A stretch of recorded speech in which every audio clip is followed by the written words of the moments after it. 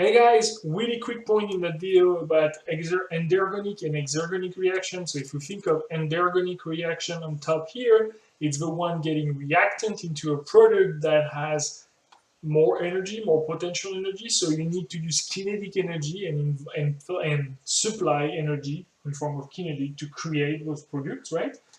And the opposite, the exergonic reaction, they release energy. So you take reactants that are complex and you break them down into products that are simple. So you take the potential energy from those reactants and you transfer it into kinetic energy, the energy that is released, right? We get that straight, but I want to point out something really important here, and that's the whole point of this video. It's that little hump here. That little bump here tells you that there's always energy that needs to be inputted.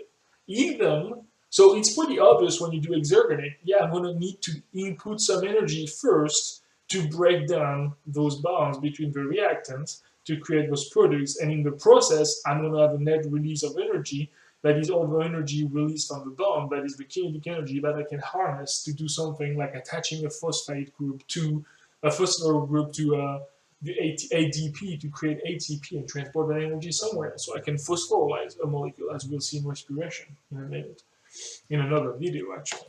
So that's pretty obvious. You get some energy in, you break the reactants into. So think about the hammer that breaks the brick, for example. The hammer has some energy when you lay down the brick, but the breaking of a brick releases energy.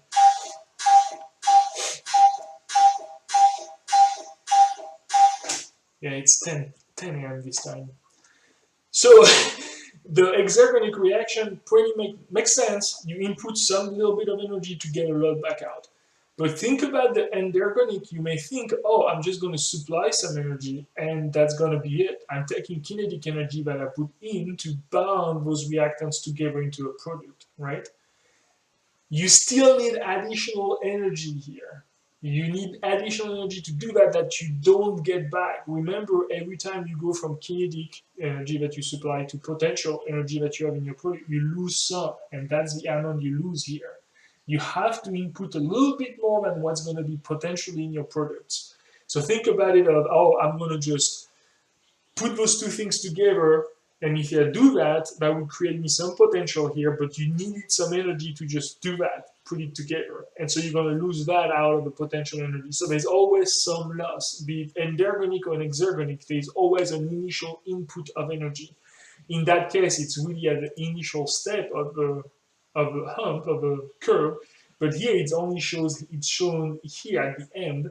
So you go way above the energy that you're gonna have in your products in terms of potential energy after you inputted some kinetic energy. So you need to put all that in to get that in your product.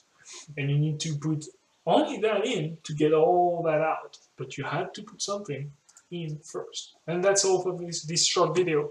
I'll see you in the next one. Take care.